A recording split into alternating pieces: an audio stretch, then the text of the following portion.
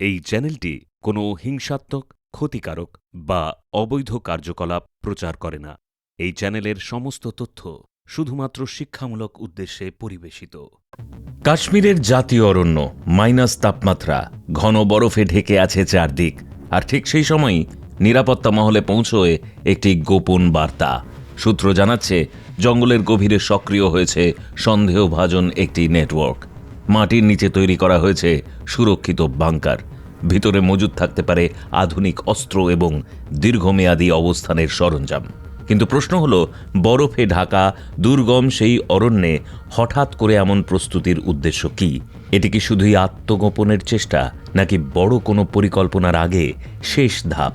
রাতের অন্ধকারে বিশেষ বাহিনী নীরবে অগ্রসর হয়। চলে আকাশে ড্রোন নজরদারি। মাটির নিচে তাপের উৎস শনাক্ত করছে উন্নত সেন্সর। প্রতিটি পদক্ষেপে বাড়ছে উত্তেজনা। সরকারি সূত্রের দাবি, এটি ছিল নির্ভুল গোয়েন্দা তথ্যের ভিত্তিতে শুরু হওয়া লক্ষ্যভিত্তিক অভিযান।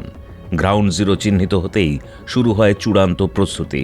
কিন্তু সবচেয়ে বড় প্রশ্ন এখনও অমীমাংসিত। এই ঘাঁটির পেছনে কারা, এবং এই অপারেশন কি একটি বৃহত্তর চক্রের অংশ? আজকের ভিডিওতে আমরা জানব সেই গোপন অভিযানের অন্তরালের তথ্য, যেখানে বরফের নিস্তব্ধতার আড়ালে লুকিয়েছিল এক গভীর নিরাপত্তা সংকেত। ভিডিওটি শেষ পর্যন্ত দেখুন। ভিডিওর শেষে আপনার জন্য থাকছে ছোট্ট একটি কুইজ, যার উত্তর আপনাকে কমেন্টের মাধ্যমে জানাতে হবে। সঠিক উত্তরদাতাদের নাম পরের সপ্তাহের ভিডিওর পিন কমেন্টে জানানো হবে। আর ভিডিওটি ইনফরমেটিভ লাগলে লাইক করুন, কমেন্ট করুন, শেয়ার করুন এবং আমাদের চ্যানেল সমৃদ্ধ বাংলা সাবস্ক্রাইব করুন এবং প্রেস করে দিন বেল আইকন, যাতে আমাদের পরবর্তী ভিডিওগুলো আপনার কাছে পৌঁছে যায় সবার আগে। গোয়েন্দা মহলে প্রথম সংকেতটি আসে কয়েক সপ্তাহ আগে। সীমান্ত ঘেঁষা অরণ্যে অস্বাভাবিক নড়াচড়ার ইঙ্গিত মিলছিল। তুষারে ঢাকা এমন একটি অঞ্চল যেখানে সাধারণ মানুষের উপস্থিতি প্রায় অসম্ভব, সেখানেই কেন হঠাৎ সক্রিয়তা? সেটি কি কাকতালীয়, নাকি সুপরিকল্পিত প্রস্তুতির অংশ? ড্রোন নজরদারিতে ধরা পড়ে অদ্ভুত তাপ চিহ্ন। বরফের স্তরের নিচে নিয়মিত তাপ উৎস মানে একটাই, ভেতরে কারোর উপস্থিতি।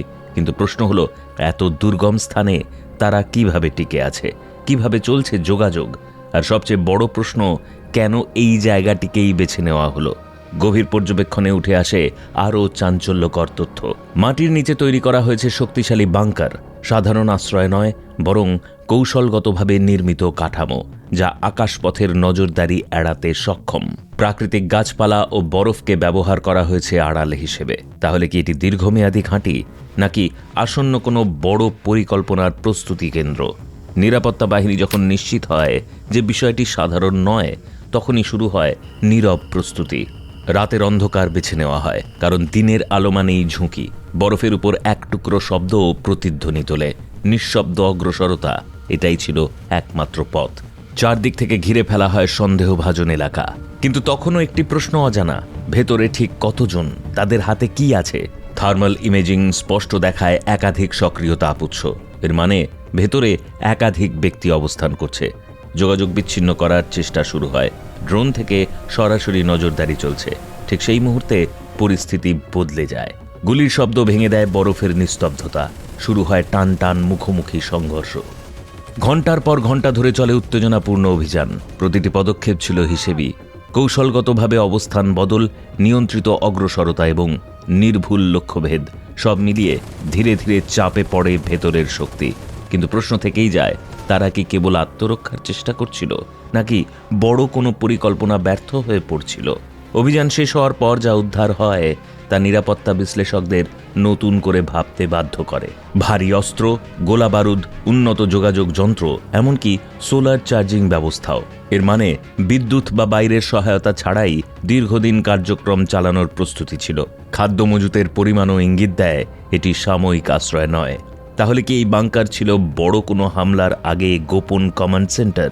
বিশেষজ্ঞদের মতে সাম্প্রতিক সময়ে সন্ত্রাসবাদ কৌশলে বড় পরিবর্তন এসেছে। এখন আর কেবল দ্রুত আঘাত নয়, বরং দীর্ঘমেয়াদী লুকিয়ে থেকে সঠিক সময়ের অপেক্ষার প্রস্তুতি ব্যবহার করে নজরদারি এড়ানো, ভূগর্ভস্থ কাঠামো তৈরি এবং সীমান্তবর্তী অরণ্যকে ঢাল হিসেবে ব্যবহার, এ যেন নতুন রূপ।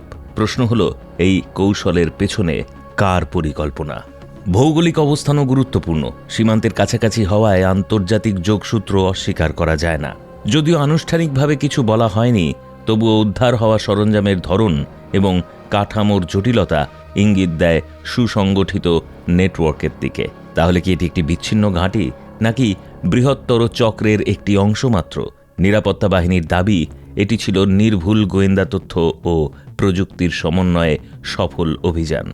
কিন্তু সাধারণ মানুষের মনে প্রশ্ন রয়ে গেছে, এমন আরও কতগুলি লুকোনো ঘাঁটি থাকতে পারে? বরফের নিচে নিস্তব্ধ অরণ্যের আড়ালে আর কি লুকিয়ে আছে?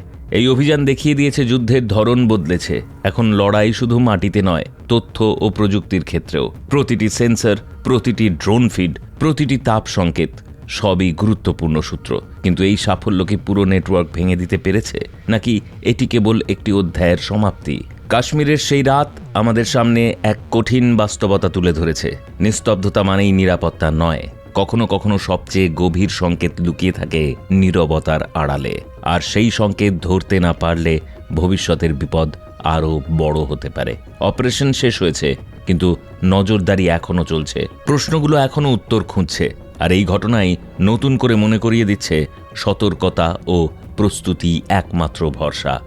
আপনার মতামত আমাদের কমেন্টে জানান। এবার রয়েছে আপনার জন্য ছোট্ট একটি কুইজ, যার উত্তর আপনাকে কমেন্টের মাধ্যমে জানাতে হবে। আর ভিডিওটি ইনফরমেটিভ লাগলে লাইক করুন, কমেন্ট করুন, শেয়ার করুন এবং আমাদের চ্যানেল সমৃদ্ধ বাংলা সাবস্ক্রাইব করুন এবং প্রেস করে দিন বেল আইকন, যাতে আমাদের পরবর্তী ভিডিওগুলো আপনার কাছে পৌঁছে যায় সবার আগে। বরফে ঢাকা অরণ্যের ভেতরে যে বাংকারটি উদ্ধার করা হয়, সেটির মূল উদ্দেশ্য কী হতে পারে? এ, শুধুমাত্র অস্থায়ী আত্মগোপনের জন্য তৈরি আশ্রয়, বি, দীর্ঘমেয়াদী পরিকল্পনার গোপন ঘাঁটি এবং সি, সীমান্ত নজরদারির জন্য পর্যবেক্ষণ কেন্দ্র। অভিযানে উদ্ধার হওয়া সোলার চার্জিং ব্যবস্থা কি ইঙ্গিত দেয়? এ, বিদ্যুৎবিহীন অবস্থায় দীর্ঘদিন কার্যক্রম চালানোর প্রস্তুতি, বি, শুধুমাত্র জরুরি আলো ব্যবহারের ব্যবস্থা এবং সি, পরীক্ষামূলক প্রযুক্তি স্থাপন। এই ধরনের ভূগর্ভস্থ বাংকার নির্মাণ কোন সম্ভাবনার দিকে ইঙ্গিত করে? এ, বিচ্ছিন্ন ও স্বতন্ত্র ছোট দল, বি, সুসংগঠিত ও প্রযুক্তি নির্ভর নেটওয়ার্ক এবং সি, স্থানীয় স্বল্পমেয়াদী কার্যকলাপ।